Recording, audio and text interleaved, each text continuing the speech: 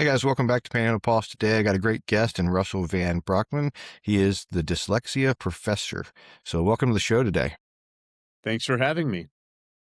Good. So for our listeners here in Northwest Florida, how did you get started in being the professor of dyslexia? Well, this is the last thing in my life I was ever supposed to be doing. Supposed to be a bureaucrat for the New York State government, but then you'll see why I pivoted to this. It was the late 90s. I was finishing up college and I wanted to know how laws were created, not some course I wanted to know. So I signed up for the New York State Assembly internship. And when I show up, I said, here's my neuropsychological evaluation. I have a first grade reading and writing level. And the director kind of freaked out because how it worked back then is most assembly people, you had the elected official for the office, you had the chief of staff, who was probably an intern a year or two before, and then you got the intern. And that's it for most of the session. So if I'm sitting there answering phone calls, writing things out with a first grade reading and writing level, you can see how this would cause a slight problem. So they go up to the speaker's office. The director does, and they say, you're not getting rid of this kid because he's dyslexic. You got to figure it out. So they got a committee together of their senior people, and they came up with a rather sharp solution. They physically removed me from the legislative office building and put me into the Capitol, into the Majority Leaders Program and Council's office that runs the assembly day to day. And why they did that is because they had 3 administrative assistants that could help me out with my horrendous handwriting. So they don't deal with undergrads there. They deal with grad students, which is a real position. So it was a great experience for me. On the academic side, instead of doing the big paper, I did a multiple hour Q&A presentation, question and answer, very common accommodation for me back then. They put all that together and then they send it back to the State Universities of New York's flagship campus, State University of New York Center at Buffalo, their political science department. And they looked at these massive and unprecedented accommodations, and they said, we don't like this. So we're lowering your grade, not A minus, as it was suggested for 15 credits. Guess what they switched it to? A C. No, 15 credits of F. Jeez. Yes, 15 credits of F. All right. And I said, I'm done with the discrimination. So I went to my professors and I said, where can I go to force myself to learn to read and write in grad school? And they said, well, if you like politics, it's obvious, law school. So I went to law school with a first grade reading and writing ability. So, and they read and write more than anybody. So I forced myself to learn to read somewhat just before for contracts. My second day, I was called on by my professor. He was a dyslexic professor that taught for over 30 years. And what they do in law school is they use the Socratic method. If you don't know the answer, which virtually nobody does at the beginning, they keep asking you questions to embarrass you until you eventually adapt. That didn't happen to me. I didn't respond as a student. I responded as his equal. Let me reiterate that. I responded as his equal. He couldn't beat me. I couldn't beat him. Everything focused for the first time. I could see where he was going multiple steps ahead. He knew where I was going multiple steps ahead. 5 minutes, 10 minutes, 15 minutes. He finally threw up his arms. Russell, you couldn't be any more correct. I have to move on to the next case in the interest of time. I learned to read within a month. I learned to write within a couple of years.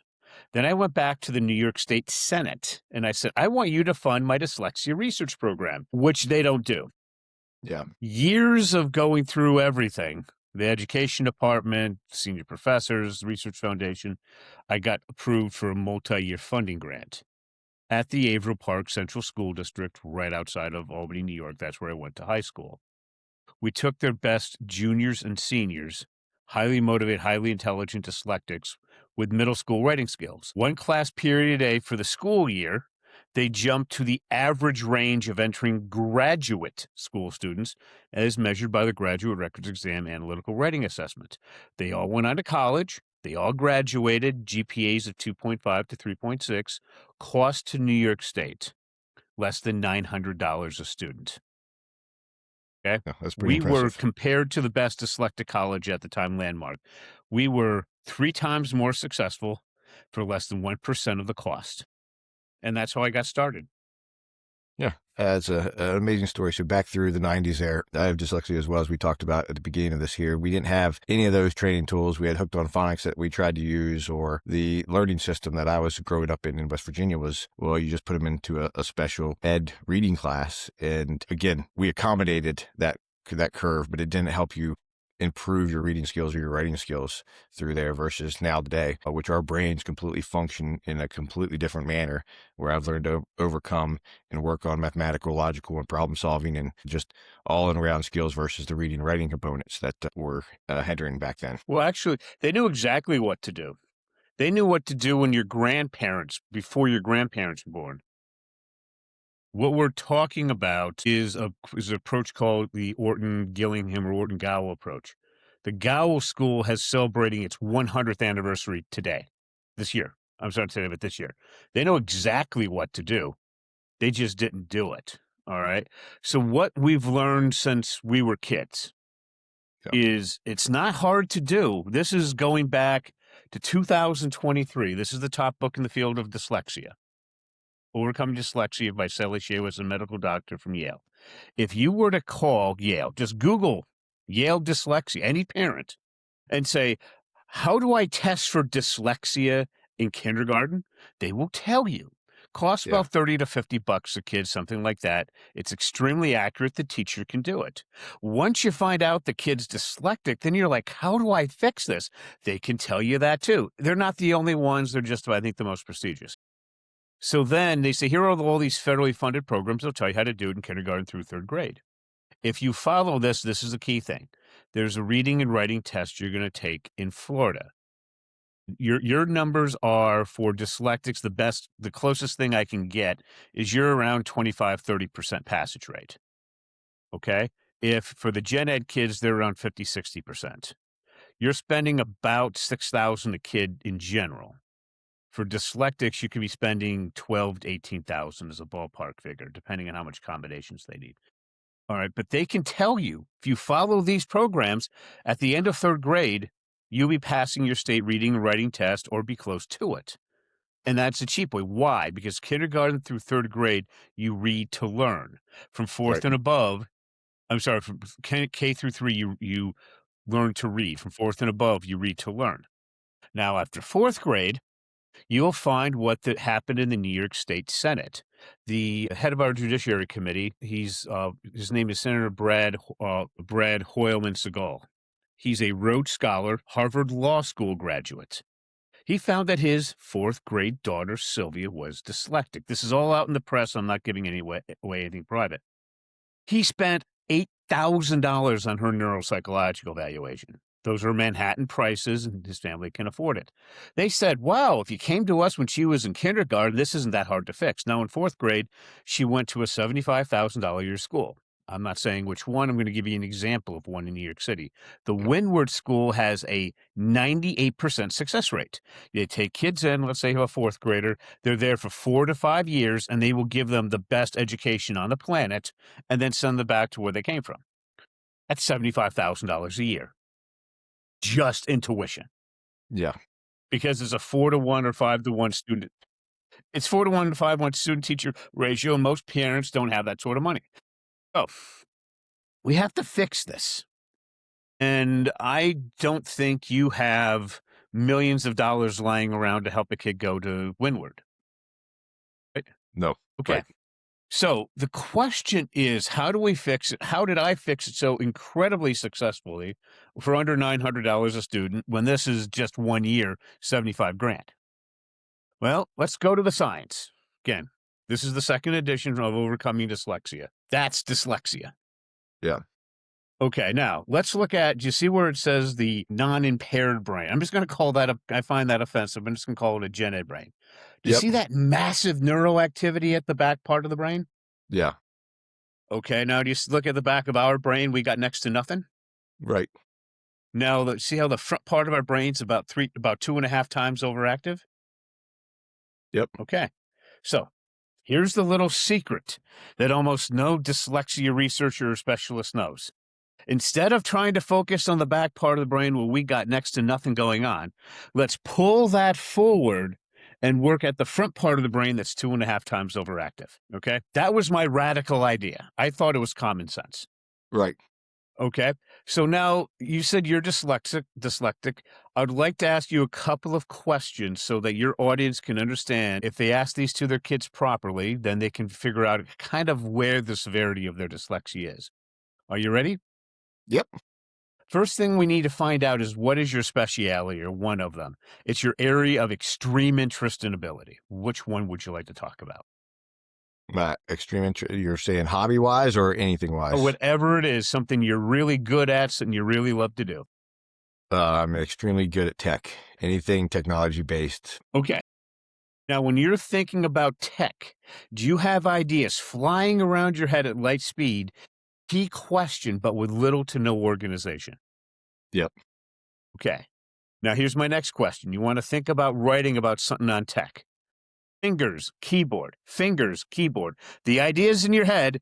You take your fingers, put them on the keyboard. Does the idea then fly out of your head, leaving you with an empty brain? Sound familiar or not really? Yeah. Yeah. You can't type it back out. Whatever you got, it doesn't come out of there. Right. But the idea's in your head. You put your fingers on the keyboard. It's gone. You got an Yep. empty brain. Okay. Do you find it's kind of weird I knew those two things about you? Well, knowing that you have dyslexia, no, but if you didn't, then yes. Okay. Well, the thing is, if you have dyslexia or not, I came up with those questions over the years because I needed to not have parents go and drop 5,000 on a neuropsych evaluation just to get me a little bit of information that's not that helpful. Right. So what those two tell me, if you answered yes to the first one, that's ADD, ADHD, or mild dyslexia, one of those. You answer yes to the second one, that's a real severe case of dyslexia. Are you ready for the third one? Yep. Okay. First of all, how far did you go in your education? So I did a 4-year college degree, got an associate's degree because I changed majors halfway through. Okay. And what were you generally getting grade wise? Again, it depended on what portion of the classes. So English, anything that No, I required mean like writing in your skills. major. On my major, yeah, I was getting A's and B's easily. Okay. So I'm going to go back to elementary school. Were you ever threatened to be held back? Yeah, multiple times. Yep. Okay. So let me guess what happened. It happened sometime initially around 2nd to 4th grade. You were told if you could not pass some academic task, they were going to hold you back. You were going to Correct. lose your friends, be put in with strangers, and this was so mentally distressing, it got to the point where it's probably clinically dangerous. You got more and more frustrated, and then through that extraordinary frustration, the solution presented itself. You passed the academic task and moved on. Sound familiar? Correct. Yep. Okay. And that happened to you so many times that by the time you were in high school, it was just second nature. Right. Yep. Okay. Do you find that I know that about you? It's really strange that I know that about you. Yeah. Okay. Now, if you were back in high school, I'm just going to tell you what would happen. I would say I know what your secret is, and the kids freak. They don't want their parents to know. They don't want to know because the amount of mental distress you put yourself under was so extraordinary that if you look back now, you're thinking that this really was clinically dangerous. Yeah. If I didn't have a supportive mom that knew, since she was a nurse, not to force meds or any other changes, then it could have been. I think she taught me more to focus on the positives and my Yeah. superpowers behind that. So that's what I focused on through school. Right. But that extreme stress got you the creative solution to get you past it. Correct. Yep. Yeah. You'd Okay. figure out different ways to pass. You wouldn't do, my brain would still functions at a different rate than everyone else, as you say. So you've solved the problem to fix it so you could pass. Right. But the thing is, it was the extreme stress that triggered that creativity. Right. Okay. It's what I like to call controlled frustration. You go out to dyslexic researchers and they have no clue what that is. When I did my original study, I knew every kid that was picked for that study went through that, and I confirmed it with them later. They're like, how did you know that about me? Because as they're going through the body paragraphs, the teacher spent almost no time on spelling and grammar, and they auto-corrected from horrendous to clean at the grad level because I knew that was going to happen. but that's a very small number of a percentage of us. So when I presented this in 2000 in the New York City branch of the International Dyslexia Association, I got two responses. Number one, the professor said you had a couple of your kids scoring in the 70th percentile of entering grad school students in high school. We don't care. We want the craft of research. I was like, the craft of what? It's a book that came out from the University of Chicago Press in 1995 that tells PhD students how to write their doctoral dissertations. Yeah. Okay? And since it sold over 1 million copies, its context, get everybody on the same page, problem statement, and a solution at the PhD level. And they wanted me to teach this to dyslexics in high school. Okay? And they were serious. Number two, the teachers came and said, does this original program work for normal students? And I said, absolutely not. So they said, come back when it does. 8 years later, I come back. So what the solution was, because I had to do both at the same time, is let's again go and look at the science. This is our brains. Now, do you see how the front part of the dyslexic brain's 2.5 times overactive? Yes. According to Yale, that deals with word analysis followed by articulation. And this is what I want all your listeners to understand, because you have dyslexic kids. What you're doing is you're paying double to triple in public tax dollars to get about half the results. And by the way, that is so much better than New York State. We Right. do much worse and we spend so much more. All right. So what I want to do is the schools aren't going to adapt this. Why? They're so used to doing things the way they've been doing. So I'm going to show parents just how you can just fix this yourself. So the front part of the brain deals with word analysis followed by articulation.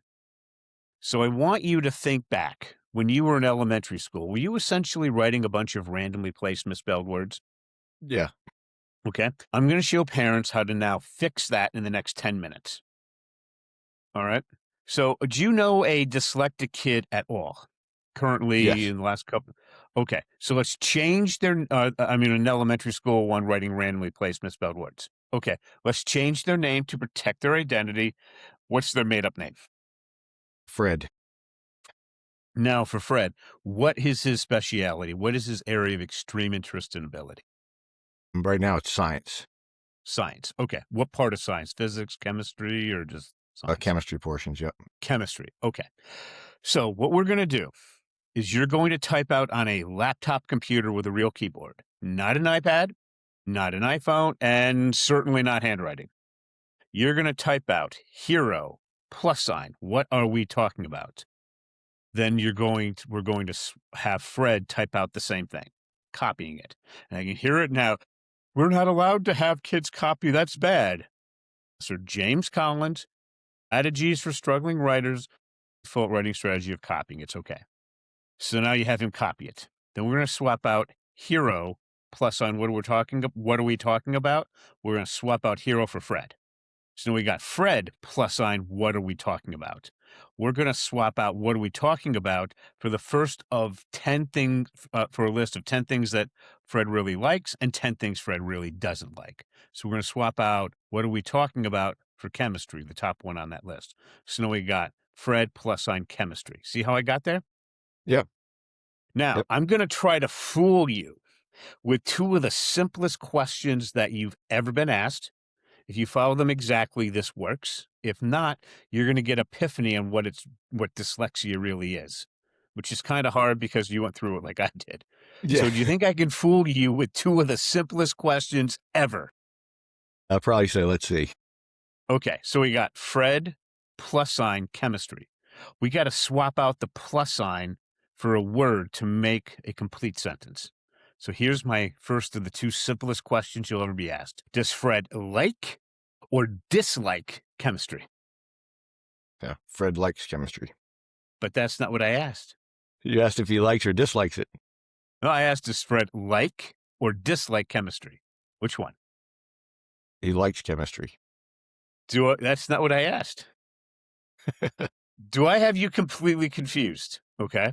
You did what almost every educated person does. When I asked, does Fred like or dislike, you automatically added the S to like and put it into the sentence and made a proper sentence.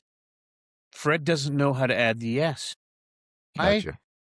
Because this is not Fred's brain. This is Fred's brain. There's nothing going on back there. So we got to pull that forward and use that massive overactivity in the front part of the brain.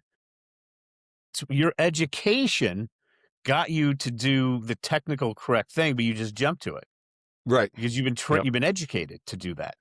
Very painfully, I'm sure, but you've been educated to do that. Fred would say like, so now I would say, Fred, put that in exchange of the plus sign. We got Fred like chemistry. Now we have to come up with a technical idea on how to show Fred to add the S. Now, that private Windward school I told you about, and if Bill Gates had a grandkid with dyslexia, he'd go to one of those type schools. What they would do is use seeing, touching, hearing, every sense you can imagine to get them to show them how to overcome this. Well, if you look at the front part of the brain, Yale says this deals with two things: word analysis followed by articulation. So let's use word analysis. I would tell Fred to read what he wrote out loud, and he would say, okay, Fred, like chemistry. I'll say, Fred, here's the key thing. Fred, does that sound generally correct? He's going to go, no. And I'm going to say, fix it. Fred likes chemistry. And then we're going to have him practice that for 10 likes and 10 dislikes. Make sense? Yep, makes sense. Now, do you see how that is a very simple form of word analysis? Yeah. Now And we're it going to brings go back a whole bunch of memories from when I've done that, where I've missed S's on everything now. I'm just sitting here going through the process. I'm like, you know what? This would have saved me tons of times 20 years ago. Yeah, but we would literally have you retype out. The amount of repetition is massive. Okay? So we have Fred likes so we did that. Now we go because reason one. Give me a simple reason why Fred would like chemistry. Well, the science behind it. So there's a cause and effect that you get to see in chemistry. So there's reactions to what's going on. So Fred likes chemistry because he likes to see cause and effect. Now, do you see how that's a very simple form of articulation? So now we've taken what's nothing's going on back here. We moved it up here where we have 2.5 times the neuroactivity, which brings out a whole host of different concerns we have to overcome. So now do you see how we have a sentence with a whole mess of misspelled words? Right. What if I told you it's not that hard to fix? Would that kind of shock you? Yeah. It would be great if we could teach that, to learn that instead of relying on tech to do it for us. Okay, well, here's how we do it. You tell Fred, number one, we don't care about spelling at this point. You say, read what you wrote out loud. Does it sound generally correct? If it doesn't, fix it until it does. This is important because teachers have a hard time with horrendously bad grammar. They just have a hard time with it. But if you do that, now you're down to little mistakes and medium grammar mistakes, and teachers are excellent at fixing that. Okay, so now we do that, and then here's how we fix the spelling. We tell Fred to drop a period. Anytime he types this and there's a single misspelled word, he has to retype the whole thing until it's perfect. And he's going to say, I'm not going to make any mistakes. 3 to 13 times later, he will finally get it correct. Each time he messes up, he's concentrating more and more. Okay? So then what we do after that is he does it 20 times correctly for likes and for reason one, likes and dislikes. Then reason one and reason two 20 times. Reason one, reason two, and reason three. All right. How long does this take for a 9-year-old? Could take you about 4 months. For a 10-year-old, you're looking at a couple of months. For a high school kid, it could be done within a week. All right. The older you are, the quicker you pick it up, which is the exact opposite of traditional approaches. But here's the thing. Now that we've done that, we've gotten rid of randomly placed misspelled words. We got clean, with decent grammar, basic sentences. But now we have to move on to basic body paragraphs and to advanced body paragraphs. I'm going to call it 5th grade level and high school level. Okay? Now, here's the problem with that. I can't get these kids to do anything until I remember we had to focus on their speciality. Like when I told you in law school I dominated it, it's because I liked it. Okay? Right.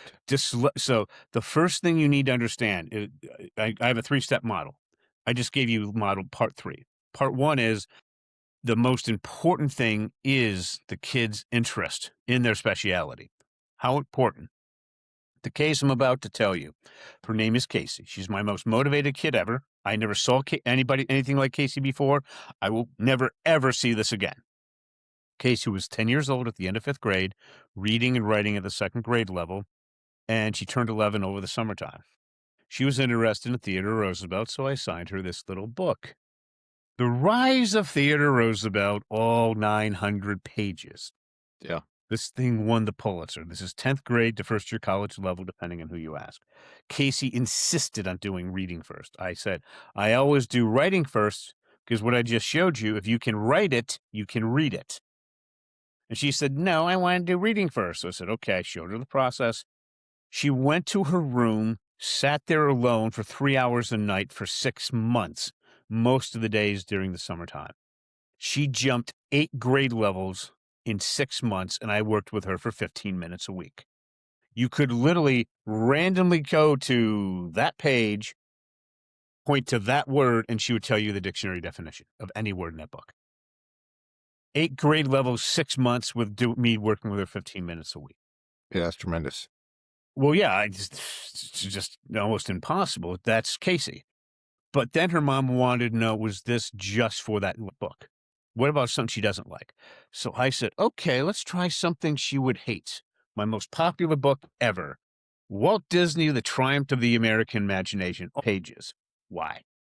Have you ever been to Disney World? Yep. Dozens of times. Okay. You know how you walk into the Magic Kingdom into Main Street, USA, and you feel the Disney magic? That's 2 universal themes. That Main Street, USA comes from Marceline, Missouri, where Walt was between age 5 and 10, and he spent the rest of his life trying to get everybody back to this place. Well, what happened with Walt is he found to make the Disney magic, it was 2 universal themes. The first one, anybody could find. The second one usually takes my kids 1 to 3 years. Remember, when they get done reading that, they're reading like 17-year-olds, so the parents are happy with that. Casey did it in 3 months. Why am I spending so much time on this? Because when I asked Casey, when she went from a book that she liked to the one she absolutely hated, what happened to her motivation? It dropped 50%. Most motivated kid I ever worked with. The typical student will drop 75 to 90%. What is school? The school is not trying to be hard on your dyslexic kid. But again, let's look at the science. They're designed for brains like this, not like ours. We're the opposite. Right. So they design things that work for 80+% of their population that is not neurodiverse. So they do things like, remember English class in high school, you did like 5 or 10 books? The dyslexic just wants to do 1 book. You're outside of that, you're down 75, 90%. Key point, during the intervention period, you have to focus on the kid's speciality, or it doesn't work. So the next thing, remember when I asked you about ideas flying around your head at light speed, but with little to no organization? Yeah. That's the biggest problem. We got to fix that. So what we have to do is we have to force the brain to organize itself by using writing as a measurable output. Okay? Let me give you an example of that. Even now, after you've graduated from college, if I asked you to do this assignment, what effect did Martin Luther King's famous I Have a Dream speech have on the American Civil Rights Movement of the 1960s? Do you see how it's like us trying to grab fog? It's very difficult. Okay? But if I were to ask you a specific to a general question, what personally compelled Martin Luther King to want to give his famous speech? Do you see how you could then find that information? And then that would give you an answer. That answer would give you a question, which will give you an answer, which gives you a question, which gives you an answer.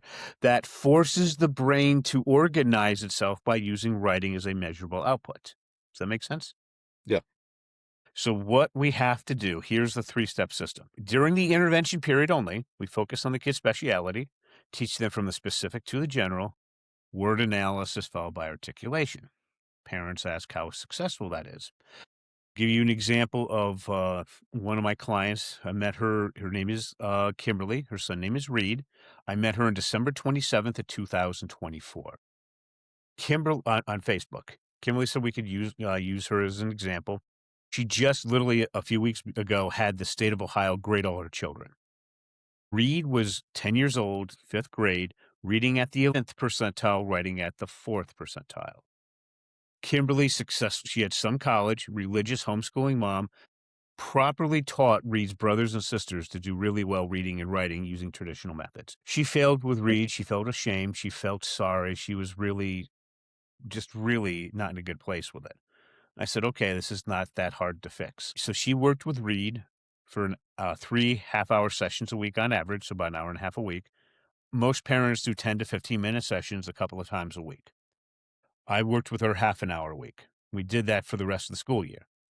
I'm not telling you the results then, because over the summertime, Reed's friends came to him and said, Reed, we want you in public school for social reasons, to be with us in class, for lunch, etc. If this was January, he would have been placed in special ed, away from his friends. Unhappy kid. He went in beginning of August. So let's call it 8.5 months later after I spoke with her. He was retested in a public school. Mom's miles away.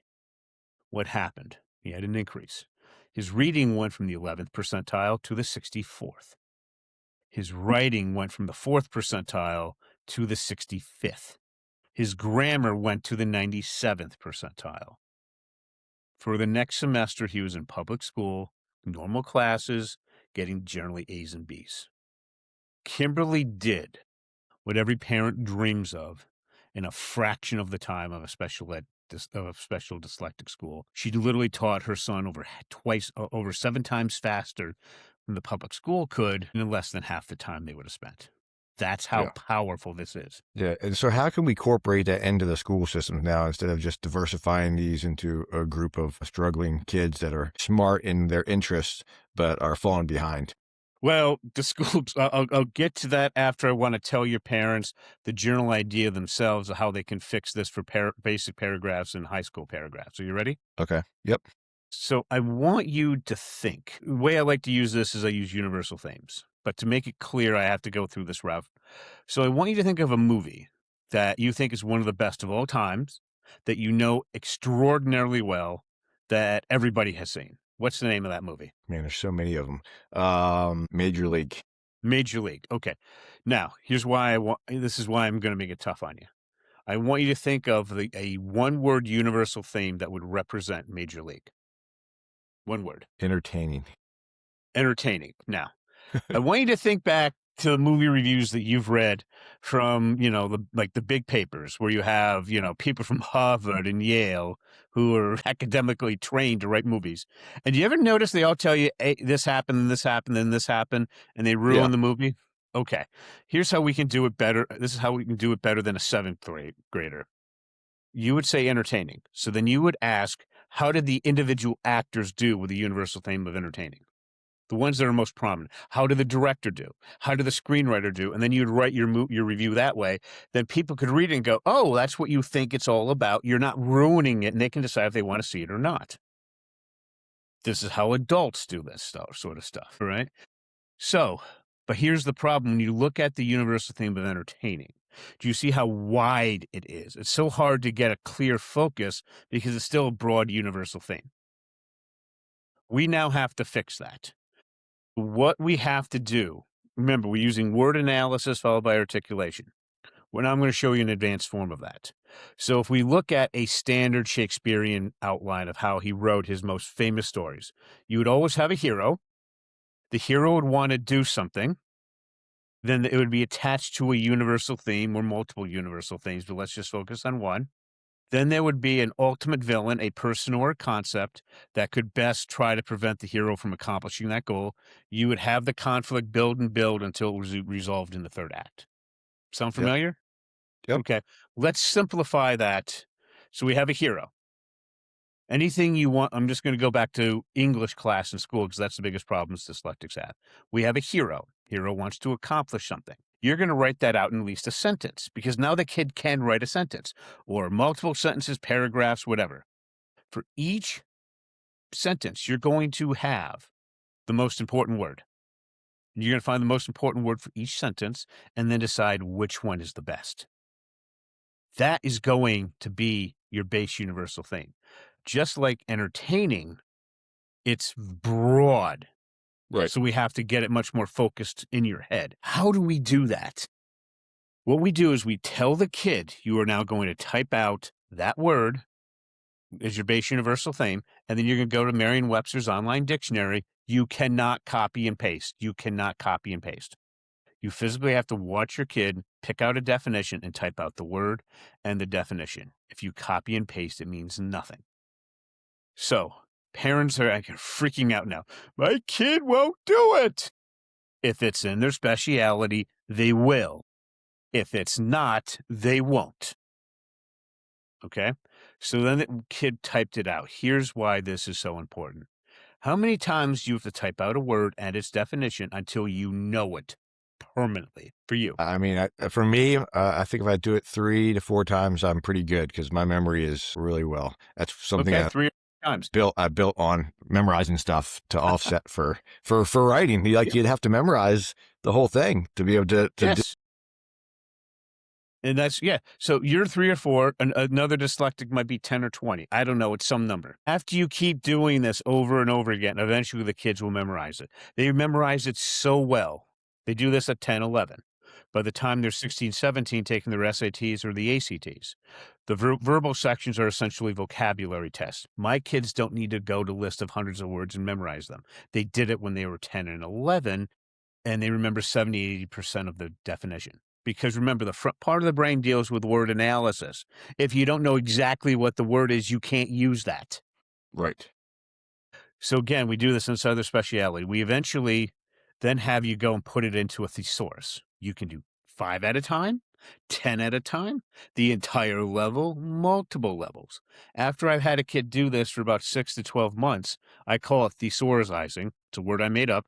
They will literally go through 200 words in under 10 minutes and say, this is the best one and why, and they looked up nothing.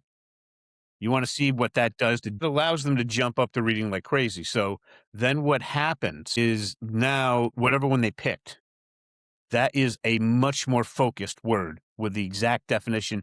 It's not going to be perfect, but it's going to be much closer. And then we can use that as a very focused lens to pick the ultimate villain, which is either a person or a concept that is best able to prevent the hero from accomplishing their goal. Then we take that hero, universal theme, villain, and we make it a basic, simple sentence. Do you see how that's an evolved form of word analysis?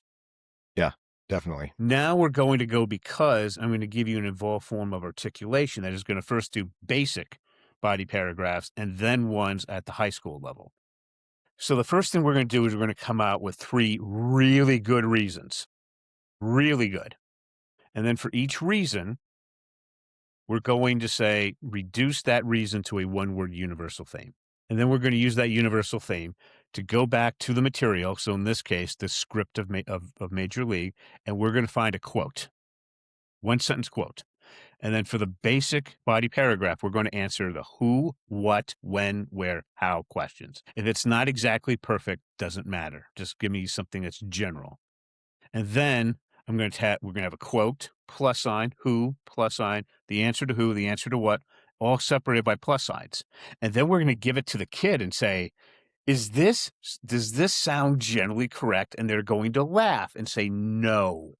Then I say, reorganize it so it's in the best organization possible, and then go through each plus sign, get rid of it, and add connecting words until it sounds correct. There's your basic body paragraph that's at a C to B- level. I'm not here to give you the complete solution. I'm here to make sure the normal teacher can do their job. Yeah. You do that with 3 body paragraphs with 3 reasons. Now they can do the thesis statement and conclusion. Now you have a basic 5-paragraph essay at a C to B- level. The gen ed teacher can begin with some difficulty to do their job. Gotcha. Okay? That's what Reed did. Now we're going to go on to the advanced stuff, because parents will say, well, great, my kid's in middle or high school, writing a 4th or 5th grade body of essay is not going to cut it. So now we're going to go back and we're going to make it much higher. I skip middle school, we go right to high school. I want you to think back into college. Do you remember when you were doing your essays, you'd have your topic sentence and then your data, be it be statistics or quotes or some combination there too?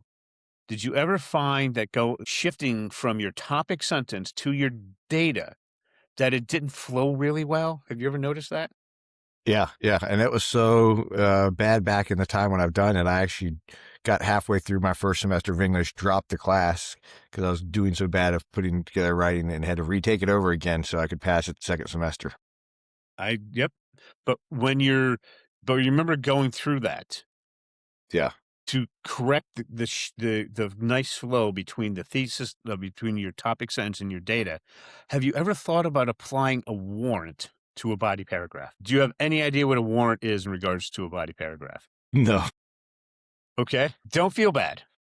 Do you think that you're in your school district where you are, the teacher with 2-year master's degrees in teaching English, do you think they have any clue what a warrant is?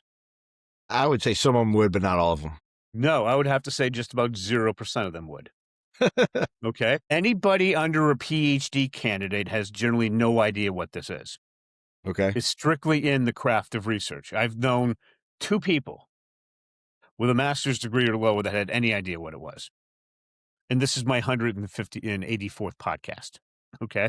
So what a warrant is it's explicit in that craft of research. It connects the topic sentence with your data by answering a how and why question. Okay.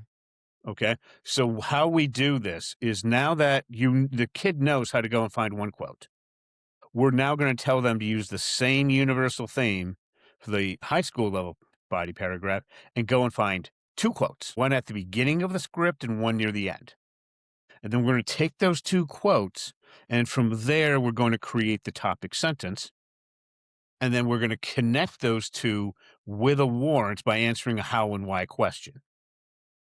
Now, in our paid courses, we do add a lot of other things at the bottom of the paragraph based on the craft of research to make it much stronger, but that's the basics. Okay, here's how important that is. One instance, I had a 7th grade boy who was dyslexic, and he wrote just like that. A university professor looked it over and said, "Oh, that kid's writing." Didn't know the kid. I just said, "Here's an example. That student's writing with warrants. This must be at the college level." His older brother was a senior in high school, AP English student, fighting to be valedictorian, and that students always write better word choices, better flow. But his 7th grade dyslexic brother was writing technically more evolved ones because he was using a warrant, in the opinion of a university professor. Right. The older brother was incensed, and I told the young kid, "Isn't that beautiful?" Yeah. I said, "Do you think you belong?" And that's when he thought that really gave him a confidence boost. Right. All right. And that's So sometimes just what that's needs how it, is a powerful confident that is. boost. The confidence is killer. Now, is that that's where we take most of the kids.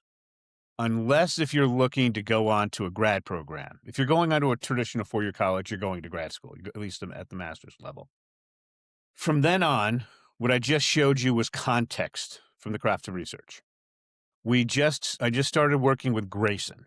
He's not dyslexic in the least. He's a gen ed kid who's 10 years old in 5th grade, whose math and science scores are in the 99th percentile. He wants to go and become a NASA PhD in terraform Mars. So I said, "Okay, Grayson, we're going to show you how to do these basic, get through the paragraphs. Then he has to get published in order to go to NASA." So then I looked up what he wanted to do. I found the right journal. And what do you know? Lucky for us, all the information he's going to need is not behind a paywall. It's public information. And that journal, I said, is there some hole that needs to be filled? They hadn't done a complete survey of what's going on in the past 14 years. So assuming nobody does it by the time we get there, we're going to show Grayson how to do a problem statement and come up with a solution, which is eventually doing that survey work. We're going to show him how to create an article to submit to publication, which will not be accepted. They'll come back with a laundry list of things that need to get fixed. Then we're going to introduce Grayson to a senior professor in that area and say, he'll go in probably around 13 or 14 and say, "I want to publish. Here's my draft articles rejected for this laundry list of reasons. Can you help me publish it?" And watch the professor's jaw drop. He gets that published sometime in the next 5 years. It'll get him into college or get him into grad school. Does it a couple more times, he'll be an excellent candidate for NASA. So that's how far we go. No, that's excellent. It's a great process, and to go from there. Reaching out and working with you, as we circle back to earlier, how do you think we can help some of the students and the teachers improve this right now? Because parents right now, I mean, some of them are struggling. The kids are thinking like, I'm not that smart, but they're highly skilled and advanced in other areas. But what kind of advice for our parents and school systems can we make It's changes? such a simple system because New York State, remember, we spend more than anybody in the country. That senator I told you about, he wanted this fixed for K through 5. So we had the 50 best people in New York State, parents, teachers, researchers, whatever, and they came up with a dyslexia task force report. Just Google New York State Dyslexia Task Force report, New York State Education Department. Then we found out when they tried to implement it last year, we couldn't afford it. So I spoke to one of the members. Her name is Evelyn Whitebay. She is one of the most successful dyslexic teachers in the history of New York State. When she was teaching, her dyslexic kids were outperforming the gen ed kids on the English language art exam. So together we wrote a book on Kimberly's experience. We're just about ready to publish. We're training New York City public school teachers to do this on March 3rd at the Everyone Reading Conference. Okay. Together, what I just told you, going through the advanced body paragraphs, we can come into a school district and we can do this online and we can show all the teachers how to do this in 6 hours. Now, trying to get into the schools, that's where it becomes almost mission impossible. We have worked with elected officials to try to get into the schools. They are just so, I don't know what the wall is, but it's just a wall. So if we could get in to speak to a school district, it takes 6 hours. Okay. No, that's great information. So doing that and the cost that you're seeing here in Florida, we're doing a better job than New York and most other states, but we can always improve in this area. By doing that and getting in through legislative and getting into the schools, you can definitely improve the system, you feel, within a few months. You're talking in northern Florida, let's call it probably tens of millions, hundreds of millions of dollars. Yeah. That we're Okay. spending right now for this. Very inefficiently, yes. So you guys are spending anywhere from 2 to 3 times. Yep. And you're getting half the results. Now, in New York State, we are spending, compared to your special ed, we're over doubling what you're spending. What more? Probably 2.5 times. And we're doing about half to a third of what you're doing. Yeah. And so by just getting involved earlier in the early stages of this learning, implementing your program and programs like it will save the state millions upon millions of dollars and advance our students and our kids light years ahead. Oh, no, it's worse than that. If your schools would just call Yale and do what I said beforehand, you don't need me. Yeah. Okay. They'll be okay. But once you pass into 4th grade and you read to learn, then it goes traditionally to those $75,000 a year schools.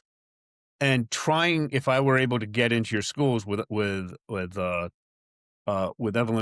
now remember, we're literally teaching New York City, Long Island, Connecticut, Westchester, Northern New Jersey teachers how to do this on March 3rd at the Everyone Reading Conference. You can see it online. All right. This is our 2nd year of doing this. If we can get in there for 6 hours, we can do kindergarten through high school. If we get in there for 3 hours, we can show you how to do elementary school.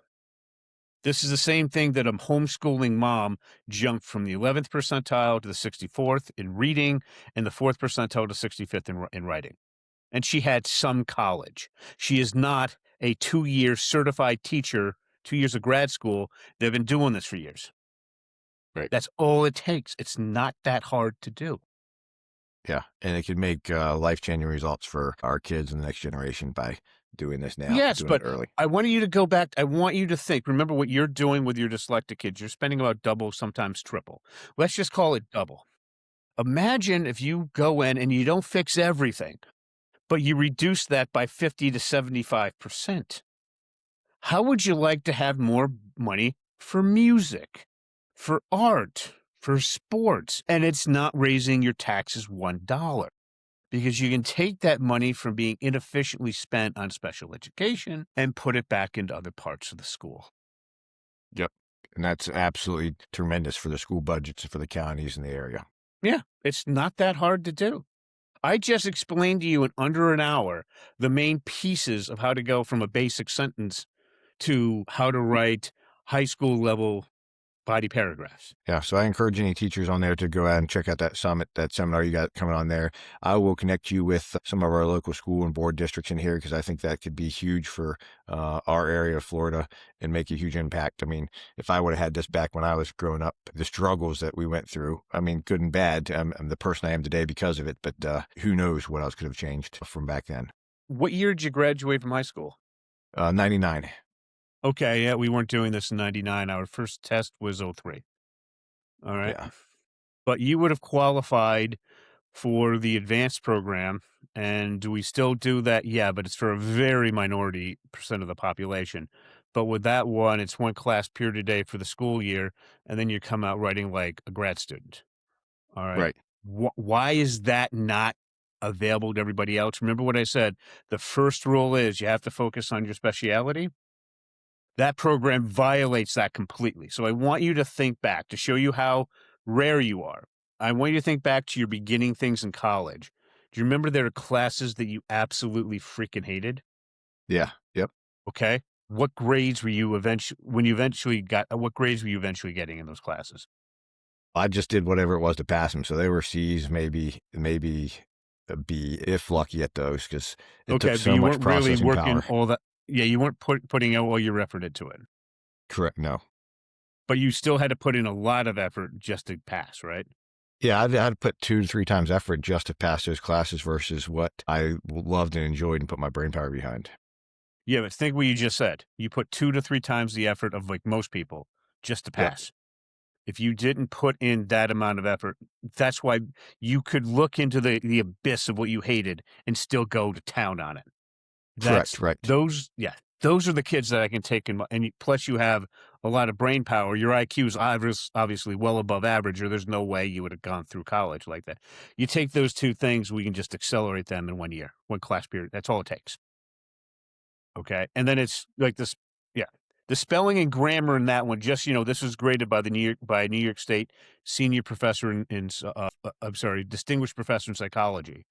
It was a very hard grading, okay? And literally, like our first student, she went from completely horrendous spelling and grammar to clean, and the teacher spent almost no time on it because of what we were discussing and the motivation that you have. So that's what it takes. It's not that hard to do, and we can just solve this and get these kids just to be kids again.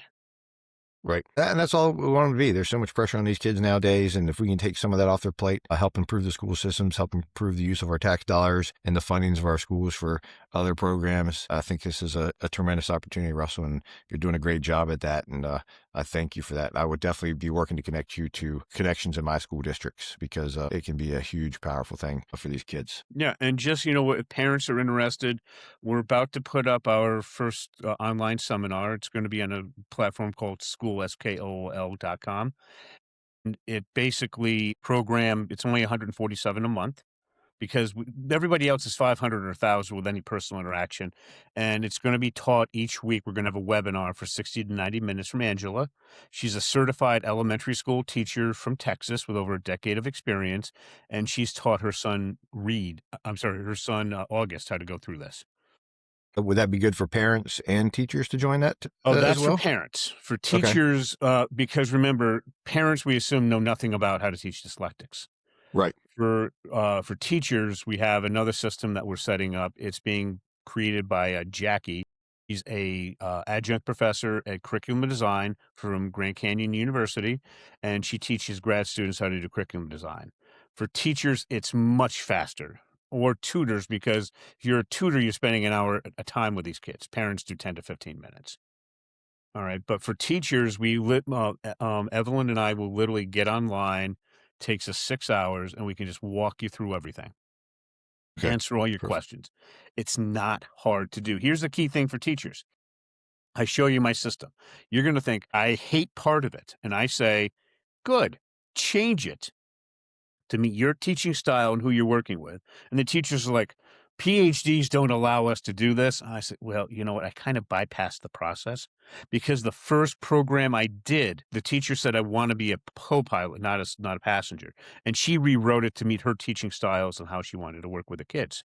I didn't even recognize it. The other way to contact us, just if you can't do it that way, is just go to dyslexiaclasses.com. There's a button there that says download free guide. Hit download, go through it, answer three questions, and set up a half an hour to work with me directly. There's no cost. Find out your kid's speciality, find their book, and help you get started. Perfect. Thanks, Russell. I will definitely post all of those in the links here and throughout our comments, and I appreciate the conversation today. Thanks for having me.